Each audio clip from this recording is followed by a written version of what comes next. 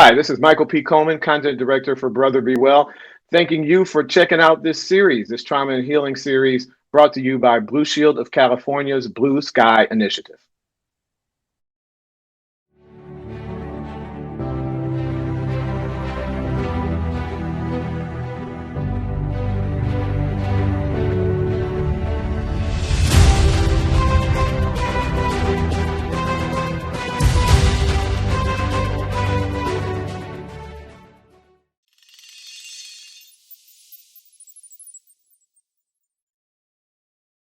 Hello everyone, Christian Jacobs here, Brother Be Well Clinical Advisor. Today I'll be talking to you about a topic that really encompasses abuse, neglect, and mental health abuse and emotional abuse as we grow up and as we get older, which is called ACEs, and that stands for Adverse Childhood Experiences. Adverse childhood experiences initially began through the Kaiser Foundation, where several studies were conducted to correlate the importance of early childhood experiences, traumatic experiences, and how those experiences impact individuals growing up as adults later on in life, and how that impacts their well-being in life. So basically, there's a few factors that ACEs looks at. ACEs really focus on physical, sexual, and emotional abuse. So these three areas are the main factors that the studies go into, and there's several different categories and questions that a professional will ask you. So right now, ACEs is being conducted by professionals, health professionals, in a healthcare setting. And usually when you first come to the doctor's office, there's a list of questions they may ask you that they can gauge and can assess for how many childhood experiences, adverse experiences you've had in life.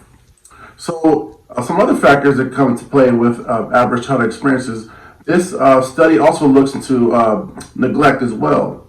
So neglect, the components of neglect is really focused on physical and emotional abuse. So it really assesses to see how many experiences a child has had throughout their life from 0 to 5, those first 5 years, in terms of physical and emotional abuse. Another area that the study focuses on is household dysfunction. Household dysfunction is very prevalent in terms of how it can impact a child growing up in life. And the household dysfunction can look at several factors, right? Domestic violence, divorce, mental illness, substance abuse, incarceration. So these are some of the areas that the study focuses on to see how many experiences in the household a child has seen visually or secondary in terms of how it may impact their development growing up. So for example, maybe they experienced domestic violence at the age of 4 years old. And studies do show that even though a child may not be the first to experience that domestic violence, just by them witnessing it alone serves as the same type of trauma that someone could experience as that first person who was either abused physically or mentally.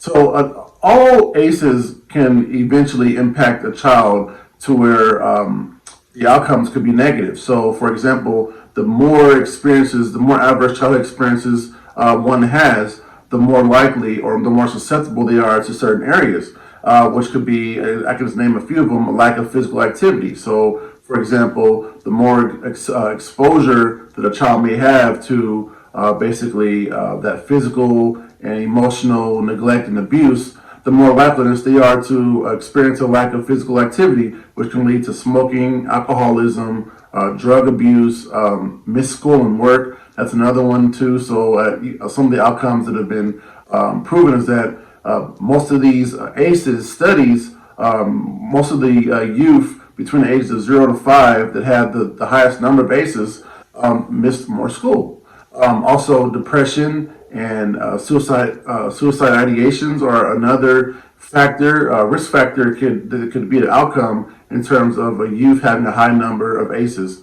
Also, the physical issues as well, such as diabetes and STDs.